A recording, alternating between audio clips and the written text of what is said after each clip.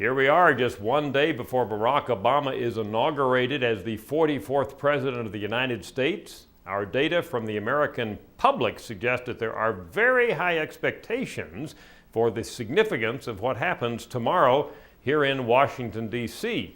Here's a question for you. Do you think that this inauguration, Obama's inauguration, is the most historic the nation has ever had? And remember, this will be the 44th since George Washington, so that's a lot of inaugurations. One of the most historic, or notable, but not necessarily historic, or not all that notable. Look at the results here. A third of Americans tell us that this is the single most historic inauguration this nation has ever had. Boy, that's a high number. And then you add the 45% who say that it is one of the most historic, put those two together, and you've got upwards of 3/4 of Americans who say this is at least one of the most historic inaugurations out of the 44 that this nation has seen. So there's a lot of investment on the part of the average American public in the significance of what's happening at the Capitol in Washington, D.C., January 20th, 2009.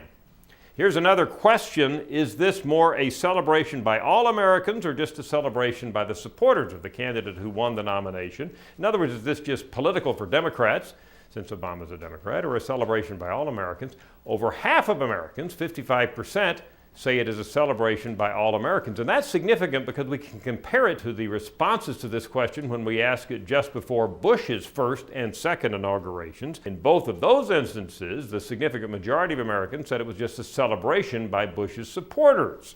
So I think it's clear that this is an inauguration that has a different tilt to it, not just a political celebration by Democrats, so the public tells us, but a much more generalized celebration. Finally, what about his speech? That is Barack Obama's inauguration speech. What are your expectations for it? 56% of Americans think it will be excellent.